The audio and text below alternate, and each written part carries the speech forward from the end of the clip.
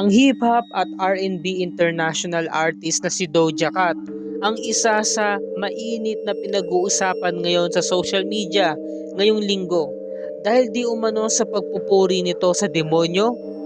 3 buwan na nga ang nakalilipas nang maglabas ng bagong kanta itong si Doja para sa bago niyang music era at bago nitong album. Marami sa kanyang mga fans ang natuwa at namangha dahil sa muli niyang pagbabalik sa music industry dahil halos 1 taon din siyang nawala, mga kaibigan. At ang ilan naman sa kanyang mga fans ay talaga nga namang nadismaya at nagulat dahil nakita nila ang pagbabagong anyo at pagbabagong estilo ni Doja Cat sa paggawa ng mga kanta, katulad na lamang ng una niyang nirelease ang kanyang first single na may pinamagatang Attention, na kung saan makikita natin sa music video ang mga hindi maipaliwanag na music video o mga kinikilos ng nasa video. Kung ating mapapanood ay makakaramdam tayo ng medyo creepy o talagang nakakakilabot nga talaga dahil parang tungkol sa demonyo ang ibig ipahiwatig ng kantang ito. At ang sumunod naman ay naglabas siya ng isang kanta muli na may pinamagatang Paint the Town Red, na kung saan makikita natin ay meron siyang kasamang kamatayan at meron itong hawak-hawak na mahabang karet at nakasuot siya ng kulay pula na sumisimbolo din tungkol sa demonic. At eto pa ang pinakamatindi, mga kaibigan. Dito lamang September 1 ay nag-release siya ng kanyang third single para sa kanyang upcoming album na Scarlet na i-release ngayong September 22. At ang kanta na ito ay mayroong pinamagatang Demons, na kung saan ay nag-anyo siya na isang demonyo. Meron siya ditong suot na prosthetic at kinulayan o pininturahan ng kulay itim na talaga nga namang nakakakilabot ang kanyang itsura. Marami sa mga tao o mga netizens ang talagang nadismaya, nagalit, kaya naman binigyan siya ng samot-saring reaksyon, sarit-saring komento, mga pasaring, mga masasakit na salita ang binitawan sa kanya. Kaya naman ay binabash ngayon si Doja Cat at sinasabi nga na o kinukumpirma ng mga tao na siya ay miyembro ng tinatawag na Illuminati dahil nga kampon daw siya ng kadiliman o kampon ni Satanas. Kaya naman marami sa mga netizens ang natatakot, lalo na ang mga bata. Ayaw nilang panoorin ang music video dahil kinikilabutan sila. Nagkaroon pa nga ng mga sinasabi na kailangan bantayan ang mga anak o yung mga bata dahil sa panahon ngayon ay kung ano-ano na lamang ang pinakikinggan nila. Kaya isa na rin to sa dahilan kung bakit nagbigay ng public alarm o di kaya naman ay isang paalala para makapagbigay ng kaalaman sa publiko na maging maingat tayo sa mga kanta na ating pinapakinggan o di kaya naman mga video na ating pinapanood.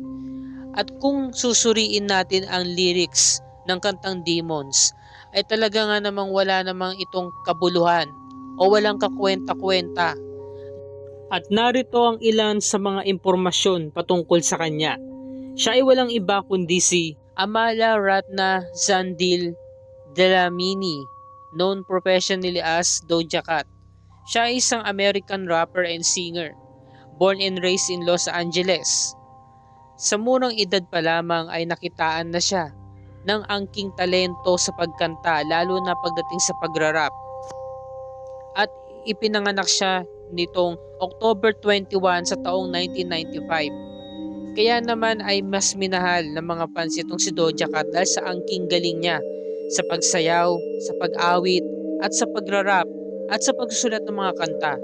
At ang ilan pa nga sa mga sumikat niyang kanta ay walang iba kundi ang Woman, Kiss Me More, at ang kantang Say So, na isa sa mga nag-hit noong taong early 2020. Ngunit ngayon, marami talaga nagtataka bakit bigla siya nag-iba, na dati-rati ay talagang kung titingnan mo itong si Doja Cat ay masiyahin, humble, at magalang pa. Pero ngayon, Parang sinisira niya ang kanyang karir dahil nag-iba nga siya ng estilo sa paggagawa ng kanta. Kumbaga ay hindi siya nalalayo sa mga trolls na kung ano yung mga sikat ay nakikipagsabayan. Para nga naman lalo lang siyang mapag-usapan. The more na pinag-uusapan ay lalo siyang kikita, ika nga.